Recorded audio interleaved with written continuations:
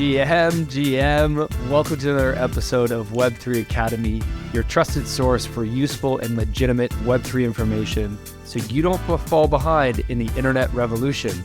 I'm Jay Bird, and as always, joined by my co-host, Kyle Reedhead, and we believe that Web3 is going to change the world. That's why we're here to guide the world's top talent down the rabbit hole as you contribute and capitalize on the opportunity. What is up, Kai? It's a special episode today. This is a special episode. You're not supposed to say that just yet. We haven't got that far. Just kidding. So in this episode, guys, we're going to do things a little bit differently. Today actually marks the 1-year anniversary of Web3 Academy, the podcast, the newsletter, which acts as your ongoing guide that uncovers the difference between the fads and the legitimate innovation that's going on in this space. And so what we're going to do today is reflect back on this journey over the last year and discuss a few different topics. One, why we started Web3 Academy in the first place and the opportunity that we saw in Web3. Jay and I are business owners in a different world, which we'll talk about, but we saw an opportunity in Web3. We want to talk about that with you guys. But then we want to talk about how this industry has evolved in the last year. Things are changing really, really fast. How about the last week? The last week, literally. So we're going to talk about that just to give you guys some context of the space of the last year. We had a definition of Web3. If you ever listened to our first episode, which is terrible, just kidding. We're going to talk about how that definition or idea of Web3 has changed, what our experience has been like building and networking Web3, as well as give some tips and recommendations for anyone else who's looking to do the same. So there's a lot we're going to talk about. Before we do, if you're watching, you may have noticed we're having a little drink today. We usually are drinking coffee or water, but what's that? What are you drinking today, Jay? I got a 2020 vintage bread and butter Chardonnay. Ooh, nice. Yeah, I've got a bottle of 400 Conejos. Your Spanish is good, man. I never get to hear it. My favorite bottle of mezcal, which I obviously, when I lived in Mexico for 2 years, I drank a lot of. I still do today. It's a little tougher to get here in Canada, but I'm pouring myself a glass right now. Celebratory drink for making it 1 year. What's interesting is we actually launched the day that the war started with Russia and Ukraine. Terrible day to launch a business, I'll tell you that. The news was obviously nothing to do with Web3 Academy launching. So it was tough to get any exposure that day. So I wouldn't recommend it, but we're still here. We also didn't have any listeners when we launched. So, Ukraine, Russia war, no war. There wasn't a lot of random on us. Yeah, these random guys trying to come into this new world of internet money that are going to try and launch a podcast. No one cared. But over the last year, we've managed to bring about 35,000 listens or downloads per month on our podcast. We're over about 7,000 subscribers to the newsletter, around 200 or so, which are paid on the newsletter. We were almost hitting 10K on Twitter. So things are happening. We've been able to interview some of the top people, at least in my opinion, in Web3. We've done a lot in the last year. It's been a crazy year. We have a team of 6 or 7 of us now. We want to talk about how this has all happened and why this has all happened. So it's been a fun ride, and we're going to share that today. But first, let's just have a quick cheers, Jay. Cheers. I don't know how we're going to tap. You tap the mic. The future of social media is here, and that future lives in Web3 on top of Lens protocol. Web2 social platforms are broken and ripe for disruption. You see, the epicenter of social media is the creators, and yet they are the most neglected. Web2 platforms like Facebook, TikTok, and Instagram are all essentially robbing creators of their worth. Creators are a new type of entrepreneur, forming new types of businesses. Yet with Web2 platforms, creators don't own their content or the profiles, and that's their product and business. Instead, they are tied to the platforms they choose to create on. Well, just like how crypto is freeing us from banks, Web3 is freeing us from these centralized platforms. On Lens Protocol, creators own their content, own their profile, and even their social graph and followers in the form of NFTs. This allows you to move freely from one social application to another with your content, profile, and followers moving along with you. Lens Protocol enables self-sovereignty for your social graph and interoperability across the internet. At Web3 Academy, we believe this is the future of social, and that's why we've partnered with Lens to ensure that the path of social media is heading in the right direction. Visit lens.xyz to learn more today. Are you building a community around your brand? Well, listen to this. At Web3 Academy, our motto is community first, profit second. Why? Because engaged communities tell you exactly how to improve your product and ultimately drive growth. They act as team members, recruiting new customers and providing crucial feedback. And they become brand superfans, sticking by you through thick and thin. But to engage your community, you must first understand them. That's where Chasm comes in. Chasm is our go-to Web3 tool for managing and understanding our community members. It combines both on-chain and Web2 metrics all in one user-friendly dashboard. With Chasm, you'll know things like which other communities your members are part of and which of your campaigns are truly driving results. That's why at Web3 Academy, we use Chasm to launch campaigns, optimize growth, engage our community members, and automate workflows with this all-in-one tool. If your community is already on chain, get to know them better with Chasm. Head to chasm.xyz using the link in the description and discover why top brands like Immutable, Nifty Labs, and Collab Land are using Chasm. Okay, so let's get started with, why the heck did we start Web3 Academy? Obviously, we're bullish on Web3, we're bullish on the space if we created a company called Web3 Academy. So what led us here? Jay, I'm going to let you start and we can talk a little about maybe our backgrounds if you'd like. I'm not sure how you want to go about this, but in your mind, when we first were talking through this idea of launching the space, why were you like, yeah, let's do it? I feel like there's so many ways I could go with this. I'll give a Cole's notes. Kyle and I are business owners on another business together, a digital marketing agency. And Kyle came to me more than probably 2 years ago, maybe 2 and a bit actually, like late 2020. And we were actually living together at the time. So maybe it was actually more like mid 2020. We were living together in Toronto and he orders this book, The Bitcoin Standard. And he's deep down the rabbit hole on crypto. I knew the space a little bit because we had talked about it, but that was sort of how the journey started. And fast forward a year later, Kyle's like, we got to get involved in this space. Finance was never my thing. Even though I went to business school, I didn't love finance. So I wasn't so interested. I didn't find the crypto part very approachable, very accessible. And you came and said, we got to do our own newsletter, build our own media company, and Web3 is what we should do. And I was like, okay, let's roll. But in my head, I was like, this is terrifying. I'm not an expert in this space. And so for me, it comes back to, I guess, the old sort of adage or the old saying, do one thing every day that scares you. Starting a media company scared the shit out of me because I hadn't done it before. Being on a podcast scared the shit out of me. I had no podcast experience. I always liked public speaking and whatnot. So this was, I think, something that both of us value, do one thing every day that scares you. And we just sort of launched in. And obviously, why do we pick Web3? Every day there's another like mega brain in the space. So many smart people are coming into the space. Well, and so Jay and I have ran a marketing agency for creators for the last 3 and some odd years. We started the company together when we were living in Bali. Not together at this point, we just both happened to be in Bali. And so we've tried to stay on top, or I guess on the forefront of just the way the internet's going and the way that businesses are being built on the internet. And so that was kind of like our initial, jump into this new internet world. And that had been going quite well. And then, as you said, I had gotten into Bitcoin, gotten into crypto since 2019. It was going down that rabbit hole. And I kept going, I need to understand what this Ethereum thing is. I get Bitcoin, I get the money side. Like I had been reading a lot of economics books. I've been interested in finances for a while.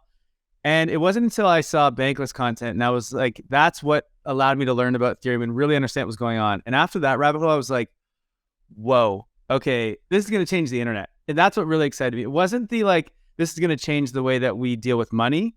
It was, this is going to change the way that the internet functions. And that to me, I was like, okay, not only is that cool and a great opportunity to maybe invest in, but it means that as a agency owner, as someone who basically consults clients who run online businesses, this is going to impact their business. And so this is going to disrupt our business. And I was like, I didn't really know a ton about Web3. I was going down the rabbit hole, but I was like, I need to know it. I need to understand it because it's going to impact our clients. And so we basically said, hey, let's just go down the rabbit hole together and let's teach as we do it. But at the same time, I messaged Bankless. I messaged Ryan on Twitter and said, you got the best content in Ethereum right now. I was like, we know how to make creators scale. We know how to scale creator businesses. Let's link up. And so that was our first entry point into the business side of this as we started working with Bankless and helping them understand how to market and grow their newsletter. And that really was like, okay, this was our first step into the space of working in it, though it was all crypto.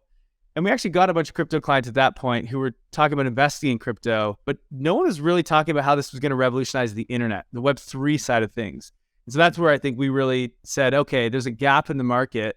There's a lot of people talking about the money side that blockchain enables, the financial side, so decentralized finance. But the third thing that blockchain enables, which is the internet revolution, there wasn't a ton of people at the time, anyway, not in 2021, really talking about that, because NFTs had just kind of become a thing. And everyone's like, what is this? You know, what's really going on here? Isn't it so funny how it feels sometimes like I'm taking crazy pills, that I'm dedicating so much of my time to something that for some reason, the majority of the world knows nothing about. Like completely clueless. I feel like I'm like in the internet before the internet happened. I'm so sure of it. I'm so 100% sure of it. You know, we got super lucky to be here because I am 100% convinced there will be a billion people with wallets in the space in some capacity in the next 10 years, even less than 10 years. Way less than 10 years. Yeah, probably by 2030. I think by 2025. You think 2025? 2025, yes. Okay, what do you think the number is right now? So, okay, that's the thing. Crypto users is about 400 million. That's like people who use like a centralized exchange, not Web3 users. So it depends what we're talking about. If it's Web3, then I don't know. We're actually going to do a pro report on this. 30 million, maybe. I was going to say, do you think it's 50 million? Let's say you conservatively said it's 100 million. I don't think it's that. But let's say that conservatively it's 100 million. And even then, I think it's probably more like 50 million. And it's probably more like only 1 million daily active, right? It's so wild to see something like this happening where it is literally impacting every layer of the internet. And we spend all of our time on the internet. You are currently listening to this podcast on one form of the internet.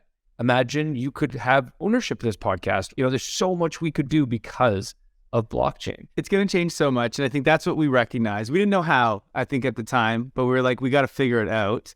And I think the best way to learn something is not just to consume content, but also then to go teach it. And that was why I think we were like, hey, if we're going to learn this, we might as well be teaching it to others at the same time.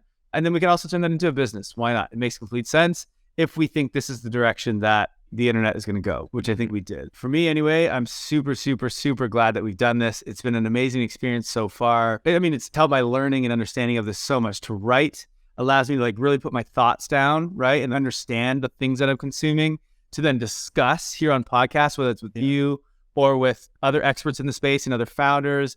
That allows me to like kind of open up my brain into things that I'd never really thought about before. So I think there's a lot that just like deciding to start a business where we're going to teach as we learn is just like so insanely helpful. The next question here, the next sort of like topic we want to discuss is, what have we learned about Web3 in the last year? And what I mean by this is like, what did we initially think, which we just sort of explained? And then like, how has that changed over the last, literally year here being in this space? I thought I was here to make money, straight up. That's why I thought I was here. I was like, I'm going to invest in NFTs and I'm going to trade them and they're all going to go up, and I'm going to invest $30,000 in a moonbird and it's definitely going to go up. It's guaranteed because Kevin Rose is a like Google venture partner. And here I am. Couldn't have been more wrong. You could tell Jay entered the space in 2021, right? Not only did I enter at the completely wrong time, I also got caught up in what I think a lot of people get caught up in, and why there's such a need for the podcast that we have created is 90% of the content out there is just speculative. Buy this to make more money. I think in a always it helps that I lost a bunch of money, to be honest. Look, it hurts and it's not fun. And thankfully, I'm pretty sure that just by holding ETH that I'm still relatively safe, although some of my NFTs, I probably can't even sell. There's zero liquidity in some of the collections I've hit. Maybe what I should do is I should start donating. I should start, or like once a week, I'll give away one of my NFTs to a listener. And it'll just be like, I'll try to sell it. Probably can't sell it. I probably bought it for $1. It gives you an idea. So wait, your idea is to give away worthless NFTs to they weren't to our podcast? True. Good point. They weren't worthless when I bought them. And they're not worthless to me. I don't even know what NFTs you hold. I'd like to see this one day. You need to create a gallery. Let's like I should look at all the things that you made. I feel like I came for the money. I stayed for the smart contracts. I stayed for the digital ownership. I don't know. That's the nerdiest thing I've ever heard anyone say. I came for the money. I stayed for the smart contracts. Jesus. I like it. Yeah, that's the base layer, right? No, it's I came for the money. I stayed for the tech. But if you want to take it a little more granular, you could say That's what I'm going with.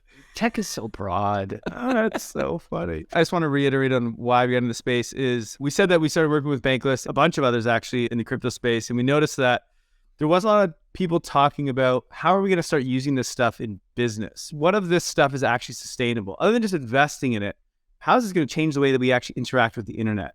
And that was the thing I wanted to find out. I didn't know at the time, but I was like, no one's talking about that. And so that's why we sort of went the Web3 Academy route, right? Talking Web3 rather than like crypto investing side. So obviously all of that depends on blockchain. So I thought Web3 was just blockchain, right? And I was like, okay, the whole internet's just going to go on the blockchain, and that's what Web3 is. And I think one of the things that I learned over the last year, speaking to many different people, and really it hit the hardest just a couple of weeks ago, speaking with Avery from Vayner3, the way that she described Web3 was basically this combination of emerging technologies. And it was blockchain, metaverse or immersive experiences, and advanced computing, AI, and machine learning. And so we do talk about metaverse stuff a bit, but typically if it's only blockchain related, but I think really the way that the internet is going and what Web3 really embodies is more than just blockchain. I think blockchain should be anyway, and I hope it's the underlying like technology of Web3 that enables it, right? Because I think that's what allows us to distribute the companies that are being built and the revenues that are being made. And it creates this kind of all these new dynamics, new business models that just aren't possible without blockchain.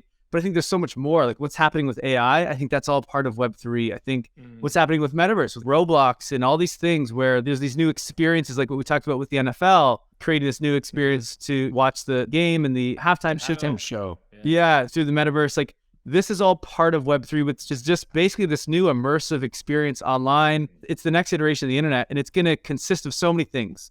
One is tokens and blockchain, but two is just these new metaverse worlds, these new VR and AR experiences. We're not always going to be human to human. It's going to be a lot of robots in here. And it's just, it's a whole new world. And that's really what I think Web3 is, and embodies so much more than blockchain. So that to me, I think was the big differentiator of what I've learned over the last year. It's a lot bigger than what I thought it was, really. It's wild how it just happens to all be happening at the same time, right? I'm not a historian of tech, but there is something unique about having blockchain technology mixed with all the technology required to make the metaverse happen, the hardware, the connectivity, all of that mixed with advanced computing, AI, machine learning. And it's a time when disruption is happening way faster.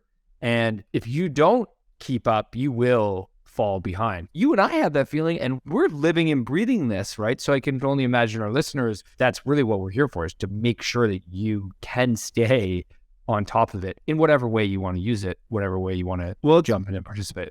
It's been termed the exponential age. So in 2021 and in 2022, I was consulting with Real Vision. And Real Vision, if you guys don't know, is a company which was started by Raoul Pal, who's a big wig in the financial world. His big thesis over the next decade is what's called the exponential age. And it's the idea, basically what we're talking about, of there's about 10 or I think he says 12 or so technologies that are all sort of like reaching their inflection point all at the same time. And they all benefit each other. It's AI, it's blockchain, vehicles, it's machine learning. It's all these different technologies that as one goes, others start to go as well. So they're all sort of building together. And what he says is this is about to be the fastest adoption and just like acceleration of technology that the world has ever seen. And like, hopefully, ideally, the blockchain is at the base layer of that all, right? And so he calls it the exponential age, but I think it's just a massive, crazy new dynamic of what we're about to see, this shift in the internet of just so many things happening all at once. And it's a bit exciting, but also a little bit, I think, scary. It's nice to be in the know, to be studying this stuff and to be like interviewing and talking to people this stuff. I don't know, when I talk to some of my friends from like back home who are just not tech people whatsoever, when we get on these subjects, they're just like, what the hell are you talking about? You know, they're like afraid of AI or they're like afraid of this and that. And I'm just like, here's what's really happening in this world right now. And it's a bit crazy. But anyway, let's dive into a little bit about our experience here building in this space, Jay. So Wait, before we go there, I got to come back. You gave a definition on the first episode for last year. Of course, their 1 year anniversary. I don't remember the definition. I don't know if you remember, but I remember you talked about interoperability and digital ownership as being sort of the key piece of blockchain. Right. Which, you know what, this has actually held true the whole way. So, and I've actually been very proud. This has been my pinned post on Twitter since we started this company, and actually previous that, because I was already tweeting about this stuff a little bit before. This is one of the things that I really got right, which was like, as I started diving into Web3, I was like, okay, the big thing that's happening here is there's two big changes to the internet. One is the ability to have ownership over something that's digital. So to self-custody something, which was never possible before, and is only enabled through blockchain. Previous to this, everything that we have on the internet is owned by a company. It's on their servers. That's just the way the internet was built. So great unlock for Web3. The other thing was interoperability. So it means that instead of me having to create an account in every single website or every single app that I want to interact with, I have one account, which is my wallet, as we call it in Web3, and I just use that to go and move in. And the things that I own are what allow it to be interoperable. I can take those things, those NFTs, those tokens, whatever, and I can go and interact into any app, any website, and they can read the things that I have and that I own, and they can open things, experiences, create things for me, give me discounts, whatever access. And so that was like the thing that I saw early on. And to be honest, that still holds true today. It's still the thing that I think is the biggest unlock of Web3. And I still think the thing that most people don't really get about Web3, actually. We get all psyched up and hyped about NFTs and about these fungible tokens and community and blah, blah, blah. But really at the root of it, that is what Web3 enables. The only thing that I didn't necessarily get from that is, well, actually the internet is going through this transformation of metaverse and immersive experiences and all that. And the fact that we have this interoperability and digital ownership is what's going to make those experiences so much cooler. Living in the metaverse, where there's going to be a bunch of metaverses, if you can't take your stuff with you from one to the other, well, it's going to actually kind of suck. If you're playing in a game, which is another form of metaverse, and you own things, you win things, you earn things, you buy things, and you can't take it to another game or to another experience, like, well, that's going to kind of suck. It's a limitation of the internet. And so I think that's, again, what blockchain really enables for everything. And so I think that's why blockchain stays tied to all the things that are going to happen with the internet, if that makes sense. Completely. Yeah, because the thing that always pops up into my head is not just owning things of value, the side of soul-bound tokens, Correct. verifiable credentials, depending upon what tech you want to use, but this idea of self-custody, not just of things of value, of your self-custody, your identity and your data is just mind-blowing, because that completely changes the way that current businesses operate. If that happens, then Facebook cannot operate. Well, obviously they can still operate. But you said if. Is it an if or a what? Well, yeah. Well, when that happens, it's going to happen. Just keep it your check here. It's inevitable, right? Is it inevitable or what? What do you think? It's definitely inevitable. The only thing is, it's just a question of speed, right? Like, when, how fast is really the question. But 100%, every time we have a conversation with anybody, whether it's about real estate or it's about sports or it's about ticketing or it's about your data or it's about your identity, it makes more sense on chain. Right. It's actually mind-blowing to realize how many industries and how many use cases are going to be involved when it comes to blockchain. You know what I mean? It's pretty crazy. Okay, so let's talk about experience. Let's go back to this. Let's talk about experience building and networking in Web3. I'll take the lead here this time, Jay, because I got a little nervous last time I asked you to take the lead. So maybe you need another sip of your Chardonnay. Chardonnay. That might help you gain some confidence here on the mic. So I guess the first... Yeah, just kidding. I would say the first thing about when you start to build, even invest in Web3, whatever you're doing, when you start to participate in Web3, the most obvious thing, as soon as you get in here, is this space moves at the speed of light.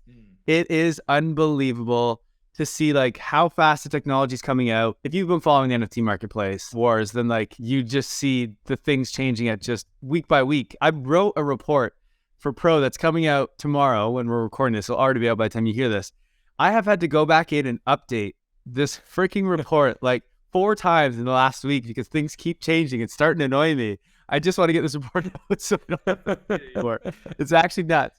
But anyway, the other thing I think that's really been interesting to me to learn as I start to like understand not the fads of the space, but like the real things that are being built and happening. It's interesting to me to see how much speculation controls this industry. And we've seen it from both Web3 Academy, but also from our agency. So like our marketing agency works with a lot of media platforms in this space, newsletters, podcasts, etc.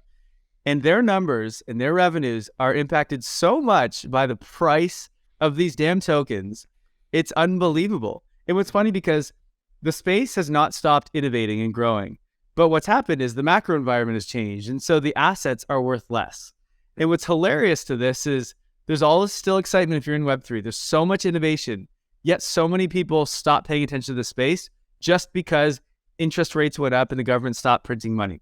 Nothing changed on the tech side of things, but everyone was like, ah, fuck it, I'm out of here. I don't care anymore. I'm going to go back to whatever I do normally because of something that the Fed has done and nothing to do with this space. So going in this, I did not think it was going to be impacted that much by just the macro and just like by prices. So that was one thing.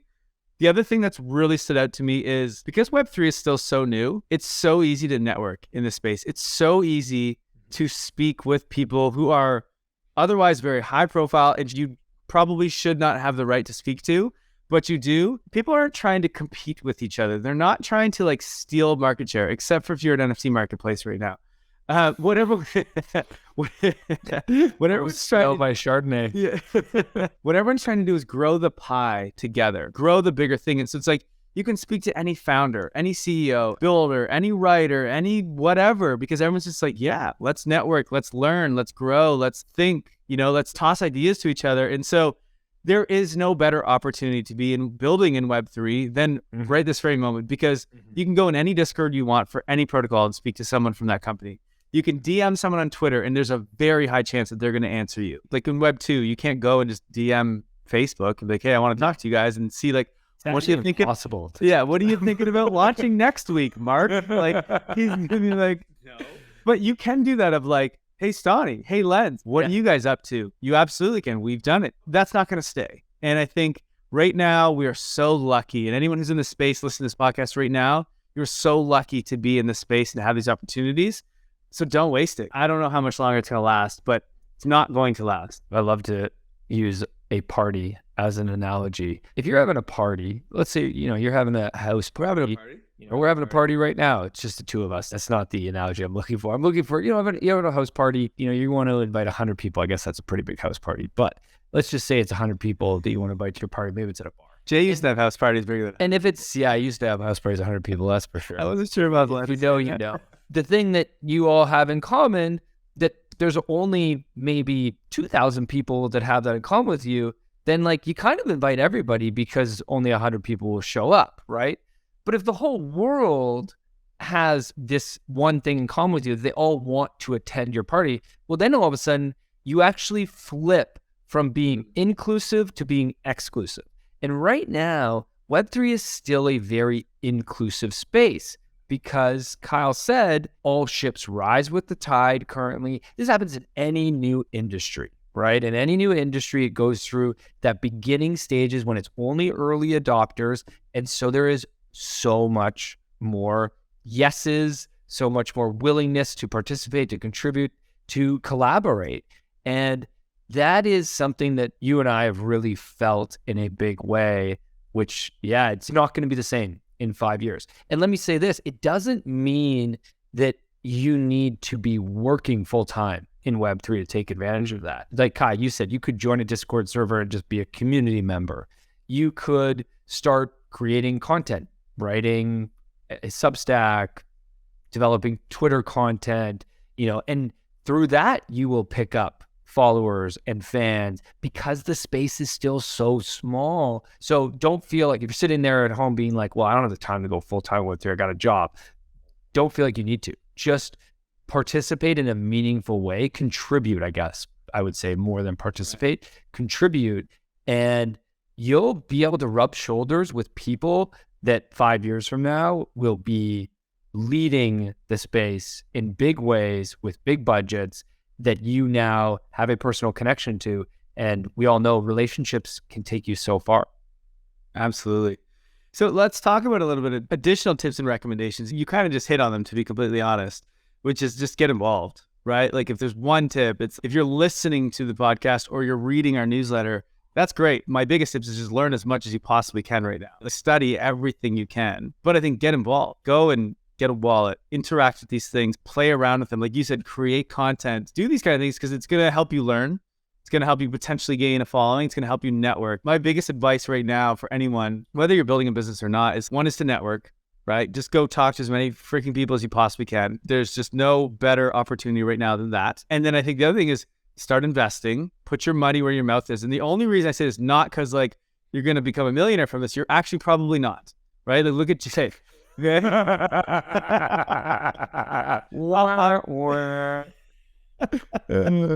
I'll just say Web3 Academy, the show that will not help you become a millionaire. I think Jay bought the top of ETH, bought the top of most NFTs, bought the top of Coinbase.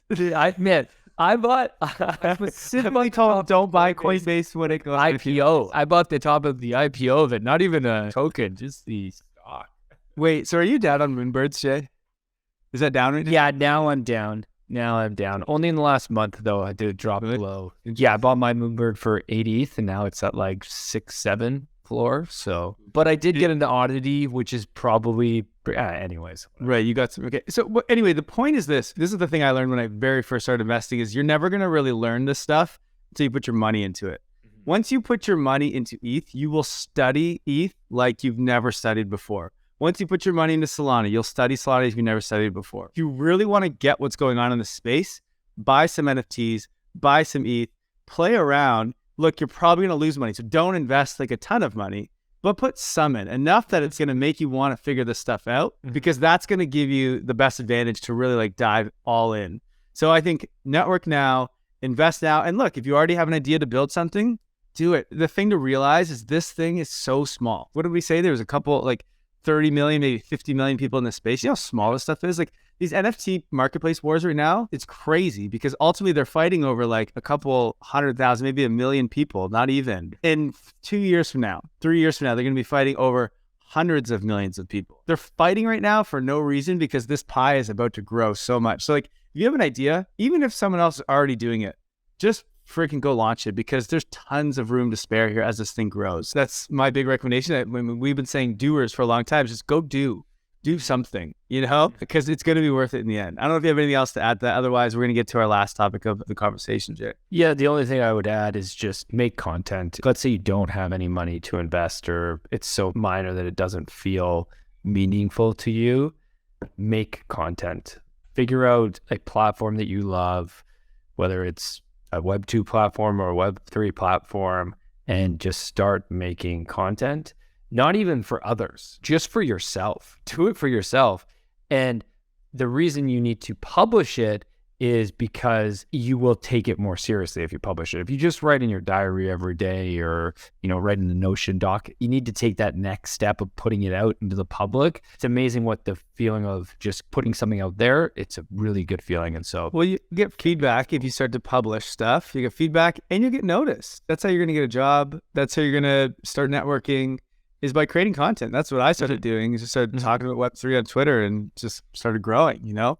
Well, and let's be honest, not many people are entrepreneurs, right? I mean, I guess more and more people are becoming entrepreneurs because there is more tech and more opportunities to be a solo entrepreneur. You don't need to have a 20-person team in order to run finance and legal anymore. You can do it on your own. But in general, most people are not entrepreneurs. They're looking for a job. And unfortunately, in the last year, most Web3 companies had to lay off as a result of the economic situation. So there's not a lot of Web3 jobs yet. I think what's going to happen to most of our listeners is somebody is going to tap their shoulder in their current job, or some opportunity is going to come, your boss can come to you and be like, hey, I think you know about NFTs. And then you're going to get elevated to a position that you never thought you were going to have. Head of community, because all of a sudden community is equal with marketing in your org chart. Right. Or you're going to be the head of Web3 because your company really wants to invest in blockchain and they need a Web3 strategy long term. Every brand, every company is moving in, or at least trying to learn Web3 right now. And if they're not hiring, they're going to look internally. Hey, who in here knows about Web3? That's the next iteration of the internet. We got to stay on top of it. Markets aren't good, so we can't hire. So who in here knows? It's actually really, really smart. I like that tip. Well done, Jay. You're just so up to me because you told me I lacked confidence. And I told everyone that you lost a bunch of money on Coinbase and NFTs. I'm not shy about that one. That shit's on chain. Yeah, you can see that yourself. That shit's on chain. All right, so that was a great discussion, Jay. I hope everyone here can take some value from that. But I think I want to talk about what's next for us. What's next for Web3 Academy? What's next for all of you listeners? Those who are part of the community. What's next here? And I think there's a lot. One of the things I would say about being a part of Web3 and the way the internet goes is, in the internet now, we are all consumers, right? We like to consume content. And I think the interesting thing about Web3, you said we're not all entrepreneurs. More of us become entrepreneurs because there's more ways to monetize. It takes out a lot of the middlemen. So there's more ways to make money. If you create content, you can actually just start making money off of your content on things like Lens. So I think a lot of us actually become creators / entrepreneurs, start our own businesses in a very non-traditional way that we're used to. So there's that part of it. We also all become owners. When you become in Web3 and you use a platform, all of a sudden they airdrop you a token and go, okay, now you get governance. Everyone who's used Blur over the last, 6 months, they are now governors of Blur. They can now vote on how Blur goes next. So you all of a sudden also become an investor, even if you didn't mean to. Mm-hmm. You become an owner, even if you didn't mean to. That's what this whole new economy is. It's teaching everyone to take responsibility for their things that they have and also take ownership of things, of the things you're using, of the things you're investing in. Who cares about governance? I just got to say it. I want to believe what you were saying, but you said it yourself earlier today in an internal meeting. You were like, no one fucking cares about governance. Right now, I think that changes. I think things start to change because I think what happens is many of us become investors, right? Even if you didn't really mean to, it's just happening in Web3 because we start to own protocols, just to own things. And so that starts to make you think differently about the applications or the things you're using. And especially if you're creating on them or you're building on them, you want to make sure that those things are going the right way. And so I think right now, most people don't care about governance in this space because most people are just trying to speculate and make some money. They're not trying to actually build. And I think that changes over time. So I do think governance picks up and we start. You know what else I think too? Let's go to the ultimate example of governance, which would be a democratic election, right? Yeah. And in the most engaged countries in the world, you're still only getting, maybe Switzerland might get very high. I don't know what their voting percentage is, but like in Canada, US, you're getting 50% turnout, maybe, right? There's always going to be people that don't care about governance. Of course. But I think one of the reasons why is because it's so far away from you in the sense of you're voting on something that, maybe in a municipal election, you're actually voting on something that's close to you, right, but it's still far away. But with what we think might happen with decentralization, smaller communities will be able to start to form around something that they actually really care about. And can make an impact in. Exactly. Can make an impact in, right? Yeah. So that's when I think the governance thing will flip. Like, it's tough to care about Blur governance when you're one of millions of people who have tokens and your token doesn't really have a big vote. Definitely not millions. How many token holders do you think they have?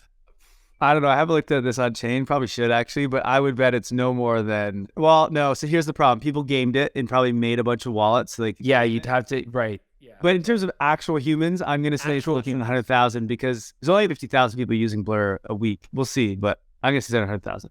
Anyway, the point is this. Where I want to take, or where we want to take Web3 Academy is in a few different ways. First, we want to continue to be that first touch point for people who are like, what the heck is this Web3 thing? I want to understand it, right? We're going to continue to take complex subjects about technology and about money and about all these things and turn them into something simple for you to understand. We're also going to continue to go, hey, this stuff's trash. Don't pay attention to this. This stuff's legit. Let's focus on this. There's two big things that I want to do outside of that, which is really falls along with our latest product, which is Web3 Academy Pro. And so Web3 Academy Pro is this product where we're now, instead of just talking about fads and trends and like where the space is going, we're actually looking on chain. And we're trying to understand when tokens are launched for a company like Blur, how does that impact the business? How does that impact things like governance, like we just talked about? How does that impact the users of its platform, right? For once, finally, we can just go and look at how a business is doing and decide what's working and what's not. We don't have to just wait for their quarterly earnings. So we really want to help people understand the dynamics here that are happening with tokens, right? So whether that's the tokenomics of projects, whether that's who's buying and using certain NFTs and who's using certain protocols, like we want to start to really uncover that. And I think that's really important for a few reasons. One, it's going to help you as an owner. We're all going to become owners in the future. And I want to make sure you have an owner mindset. And to be an owner, you need to think about things like revenues and expenses and users and sustainability, right? You don't want to buy a home that's not going to be here in 6 months from now, right? A lot of us are homeowners. That would be a really stupid decision. Yet, if you're in Web3, how many of us are buying tokens that aren't going to exist in 6 months from now? A fuck ton of us. Jay's got a bunch of illiquid NFTs. He can't even fucking get They're not disappearing, but they're going to zero. They might as well. So part of that is investing, sure. But it's more about just being an owner of the things that you're using. And so you understand where you should be building, where you should be paying attention to, where are the things you should be buying, and where are the things you should be using and creating on, all that kind of stuff. So like being an owner, investor, whatever you want to call that, I think that's a really important aspect of Web3. And I think that's a big part of what Pro is doing for our current Pro subscribers. So I want to do that. The next thing I think we're really focused on, the whole team is on this thing, is right now, a lot of what Web3 Academy is Web2 stuff. Our podcast, our newsletter, it's all Web2 shit, you know, which I hate, but a lot of our content is aimed at newer people. And so we can't just throw all of our content as an NFT and no one will be able to access it. You know what I mean? I think the next big step for Web3 Academy is moving our audience from online to on-chain, right? And so it's showing the benefits of moving on-chain, right? So yeah, it's great to listen to content and read content and stuff that's not on-chain, cool. But if things do go on-chain, there's more experiences and more access and more value that can be created as a result of that. And I want to make sure that Web3 Academy is on the forefront of that and showing our listeners, our readers, etc., how that's going to change the way that we use the internet and how it's going to change the way that we interact with creators online, which all of us do, right? We all follow a creator. And I think that whole world is going to be completely disrupted through this on-chain world. And so for me, anyway, those are the big things that I want to start to highlight and I guess teach and express to our existing readers and our existing listeners. Let me ask you a question. When you say move our audience from online to on-chain, what's the number one benefit you think from that to two stakeholders? What's the benefit to us as the business and what's the benefit to the users, consumers? And that's such a good question. And what's funny is, so to wrap up everything we just talked about here, all of a sudden, next week, I have a keynote presentation at Web3TO, a new conference in Toronto. I've never done a keynotes in my entire life. What's up? 1 year. Look at this guy. Let's go. Let's go. And my keynote presentation is called The Great Migration from Online to On-Chain. And I'm currently putting together my presentation to explain to, I don't know, hundreds of people this exact question. And I have no fucking idea. No, I'm just kidding. I am struggling though. It's tough to I understand why. It's tough to articulate that in a simple way. Mm-hmm. I'm trying to break it down and here's why this is better for the average internet user. Here's why this is better for brands, businesses, etc. For brands and businesses, so for us, why do we want our listeners in that on-chain? It's so we can understand who you are and what you're interested in, right? And as a result of that, we can create better experiences for you. When we bring someone on-chain, we can then understand who are the people that are engaging with our content. Right now in Web2 is really hard. If you are someone on Twitter and you're engaging with my content specifically on Twitter, and then you're also engaging with Web3 Academy's content on Instagram, we have no way of knowing that. So you're a super user or listener of Web3 Academy, and I don't know that because you have a different identity on Instagram as you do on Twitter, right? Mm-hmm. Same with YouTube or our podcast. You have no idea who you are. Yet, if all of our content goes on chain, now we can start to see oh, you're listening to our podcast and these specific types of podcasts, and you're reading this content. It's all about this. We can understand who you are more, where you're interacting with us, and we can create better content for you and more specific content for you. It's really hard to do that in this sort of non-interoperable world of Web 2.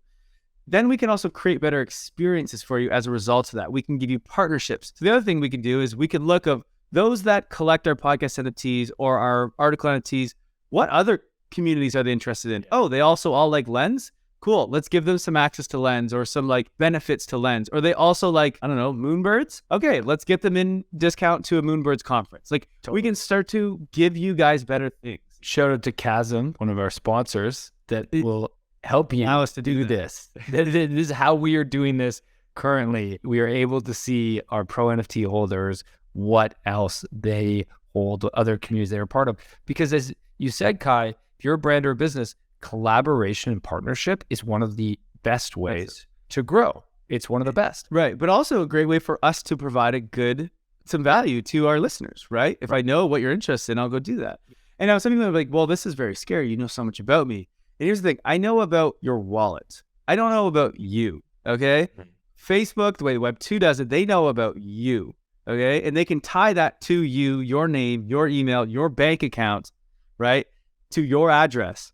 I can't do that with Web3. I can just tie it to your interests, the communities you're in, and all that stuff. But I don't know where you're from. I don't know what your bank account, I mean, I guess I know your bank account in terms of your wallet, but you can separate that. I don't know your address. I don't know your name. I don't know any of that stuff, right? I know your 0x, blah, blah, blah, blah, blah. It's a much better way to do this. So that's the key thing there. And then on the user side, why do you want to go on chain? Well, I mean, one, like we just said, privacy, right? You get your privacy now. So you still get to give data so that companies can build things for you and create experience for you, but you don't have to give them your name. You don't have to KYC. You don't have to do any of that kind of shit. So that's huge. The next thing, ownership. If I happen to give you something with value, which many companies do, if you've been using Blur, they just gave you a bunch of value. You get to keep that value. And if Blur shuts down, okay, you could have traded that value for something else, right? And so there's this open world, there's this open markets where you get to own all the things, your data, your identity, the access to communities, your tickets to things, your whatever, anything you can think of, you now own it. And you don't have to rely on someone else to store that for you. And as a result of that, you can go and use those things in other websites, in other apps, in other worlds, in other communities. And so it gives you freedom to transact, to interact, to do all these different things on the internet that originally you could not do. As a Twitter user, I don't have the freedom to interact on Instagram with my Twitter reputation. I'm blocked, okay?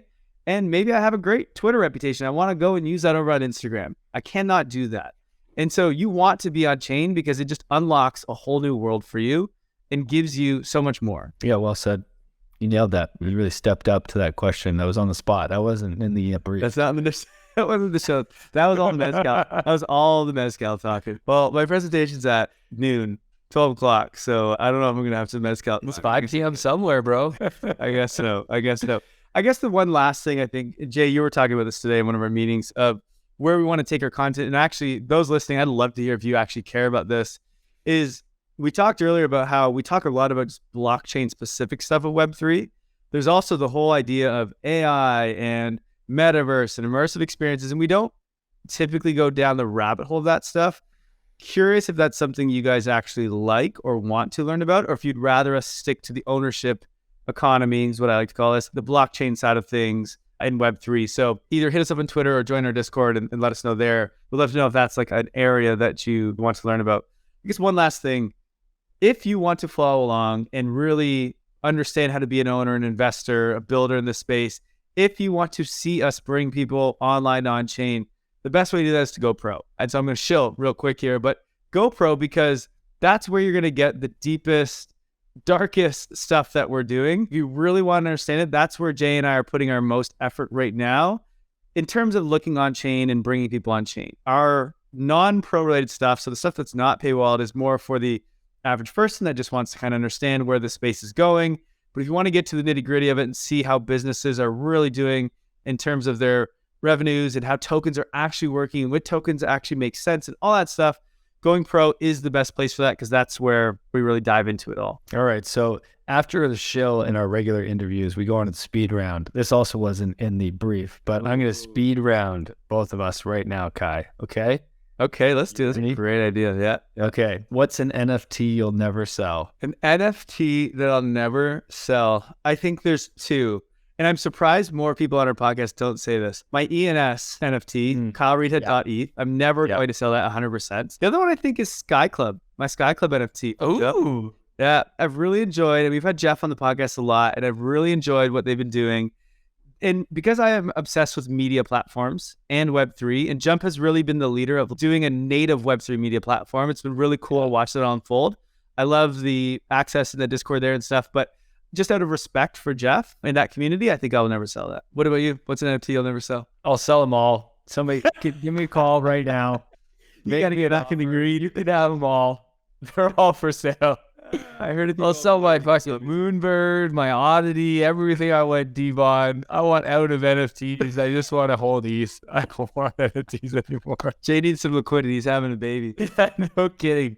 Man, I'm not even going to go down that rabbit hole. Holy geez, babies are expensive. Okay, what's that to your action that we're going to sell? There's got to be one. I like your example of ENS or... No, you can't use mine. Can I use my lens? Oh, lens. Go say lens. Yeah, that's cool. Okay, my lens. I would never sell my lens. Definitely not. Okay. Jump is easy. Jump's not worth anything, Kyle. No offense, Jeff. There's no one sells Jump it. NFTs. But that's the shit I like, right? Like, this is what I literally harp on every roll-up is like, who gives a shit about these speculative NFTs? It's about community. And if you actually have an NFT that like represents a real community, which I think most do not, then no one will be selling it. Yeah. Right? And that's why I would sell most of my NFTs.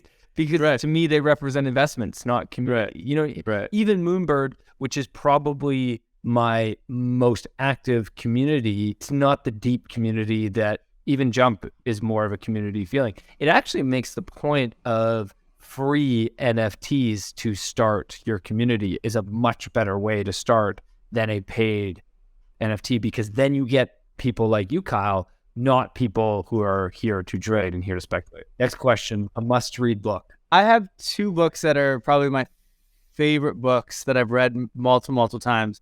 One is How to Win Friends and Influence People, which is a book that was written in like the early 1900s, like a long time ago. And it's actually, I think, the most sold book of all time, I'm pretty sure. I read this book because I had to teach myself sales when I first graduated university because I got a job where I was doing sales. And this book taught me how to like the psychology of humans and like how to interact with humans and like kind of like what makes us take action, what makes us do things, what makes us want to like listen to people. You know, that helped with sales, but it helped me just with everything in life. If you want to build relationships, if you want to run a business, like you need to understand the kind of thing. So that's my favorite book of all time. It's a book that I tell everyone. And tell the Raul story. What's the Raul story? So Raul, who is our social media shit poster, we're in a meeting the other day, an internal meeting, and somehow I think Kyle was shilling this book. Kyle clearly is buddies with Dale Carnegie. I mean, I'm sure they go way back. And Kyle's like, you got to read How to Win Friends and Influence People. And Raul pulls out the book. It's literally on his desk, and he's reading it right now. Raul's a legend. The other book is, I haven't read this one in a while, but it's called The Slight Edge. And it talks about how you need to just focus on doing the small things, the little things every single day.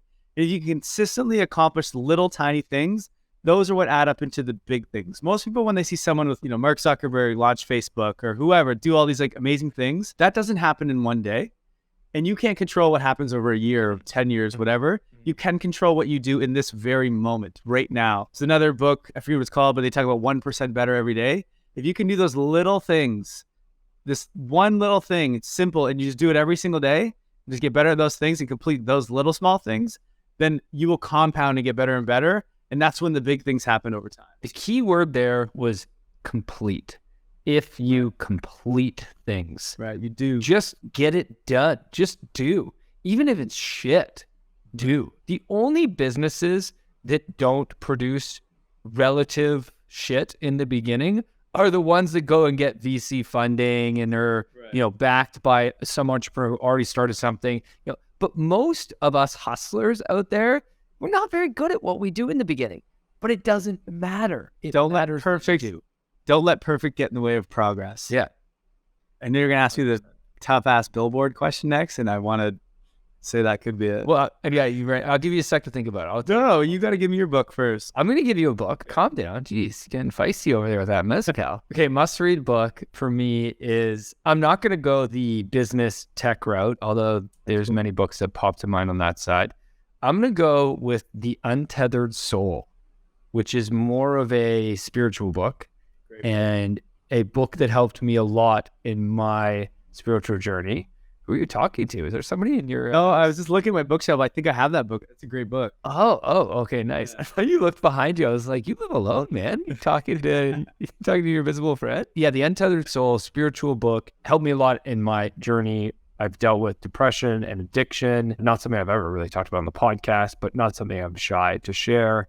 And it was a book that really transformed my thoughts of myself, my perspective on myself, because we all struggle. We all have similar suffering. A lot of ancient religions and spiritualities, they actually talk about a lot of the same stuff, because as humans, we all are quite similar in the end. And yeah, this book does a really good job of telling a great story of who we are as humans and the way our mind and our emotions work. So yeah, highly recommend that book. Okay, last question. If you had a billboard that 1 billion people were going to see, what would you write on it? So what's funny is, how many times have we asked this question? How many times? I've never thought about what I would put on it, but I think I know what it is already. Over the last many years that I've focused on like mindfulness as a business owner, as just someone who's like really focused on self-development and growing and progressing in life, I've journaled a lot in the last, 5 years at least. One of the times that I journal the most is when I'm really struggling. Could be like, I'm really nervous about my business, about finances, about a relationship, whatever. And I remember I originally would title them in my journal of breakdown, and I would date it. So my breakdown, whatever it was, August, blah, blah, blah, whatever. And then I realized that after I wrote my breakdown, like things that I was struggling with, and then I would continue to journal. I go, okay, how can I like get through this? What are the pros of this? What are the cons of this? Like I'd actually like really focus in and break down everything that was going on. And after I was journaling, I'd go, wow, it's a breakthrough. And so what I started doing, and I want to get a tattoo of this, is whenever I'm struggling, if I burn out or like I'm nervous or whatever, I write breakdown and then I put a line through the down and I put through instead. And so I think my quote would be, and I don't know how to say this necessarily because I've only ever done it with just the one word of crossing out the down and putting through instead, but it's not a breakdown, it's a breakthrough, right? So it basically just means that anytime you're struggling, use that as ammo to like release the next version of you, because ultimately that's what happens when you break down, is you either break down and you friggin' completely break down and you're gone, or you use that to get better. And that's how I've always seen it for the last, I don't know how many years. And so I think I want to get that tattoo on my arm at some point, but that's my message. Okay. All I can think of right now, because as you were saying it, I was thinking about what I was going to say, is I think we both need to get tattoos of what we're saying right now. Oh, shit. And I don't even have a tattoo. I hope that your billboard's not like ETH is up only or something. Right on my ass, man. I'm already getting this tattoo, so I'm down 100%. Okay, this will be my first tattoo. I would write just this right now, my love. I'll tell you what that means to me. This means your heart. Where I would get this tattooed is on my chest. So just your heart, always from the heart. If you ever are lost or confused, take a deep breath and just this, just your heart. Your heart always knows. It will always guide you correctly in any moment. Will always steer you in the right direction. Right now, all we have is now. There is no other moment. There is only now. Unfortunately, our mind is incredible at taking us out of now. It is actually a freaking master of it. Our mind spends most of its time in the past, which is where depression comes from and where sadness comes from and a lot of suffering comes from. Or our mind spends a lot of time in the future, which is where worry comes from and anxieties come from. So just this right now, because all we have is now. And my love, because my grandma used to call me my love. And when I was struggling, even though my grandma had passed away at this point, I would think about the way my grandma would speak to me. There's sort of two great struggles that I believe that we have, and I stole this from Tony Robbins when I saw him live, is one is I am enough, and the other is I am loved by others. My grandma telling me, hello, my love, you're doing great, my love, always gave me this feeling of I am enough. In her eyes, I was more than enough. But in my own eyes, I struggle with that. So my love was a reminder to myself to speak to myself the way my grandma would, to treat myself the way my grandma would, rather than be hard on myself, see myself in my grandma's eyes. So just this right now, my love. That's beautiful, Jay. First of all, I love that, but I'm excited that you're going to get your first tattoo. Well done. I'm glad neither of us said sign up, GoPro. Eyes on chain. Eyes on chain. Actually, that would be Raul's for sure. All right. Well, Jay, you are the one that always wraps up our podcast episodes, so I'm going to throw this one on you to wrap up here. But this was great. I'm really glad we did this. And I think before I let you wrap up, I think let's do a quick cheers to our 1-year birthday. And really, this cheers goes out to all of you listeners. especially if you're still here listening to us blabber on. You're the reason we keep doing this. You're the reason we are able to keep doing this. And so we thank you guys for listening and for being a part of the Web3 Academy community and learning and going on this journey with us. It's been so much fun. So cheers to all of you. Hope you also had a glass of something. All right, I'm going to wrap up with take a risk.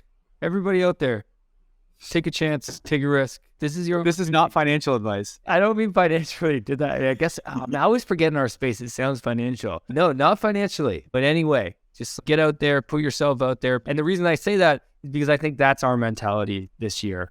In the next year, when we come back 1 year from now, Kyle and I and the Web3 Academy team, we're going to take some big risks over the next year because we believe in this space and we believe that we can build something large. And we are so grateful for each one of you, and we hope to do it with you alongside with us. And the only way we get there is we take some risks. And so, yeah, our big risk is getting tattoos. I'm going to grow my hair. Jay's going to cut his hair. I'm not cutting my hair, man. Come on. Never cut your hair. All right, everybody. Have a great week. Thanks so much for listening. We'll see you next time. Thank you for listening to Web3 Academy. We hope this helps you along your Web3 journey. And if it does, please share this episode and subscribe so you don't miss the next one. Nothing in this podcast was financial advice. Crypto and Web3 can be risky. You can literally lose it all. In fact, if you invest on account of what we say, you probably will lose it all. So don't do that. In all honesty, the point of this podcast is to remove the noise of markets and price and focus on utility and implementation anyway. So you should not take any of this as financial advice. Thank you, friends, and see you in the next one.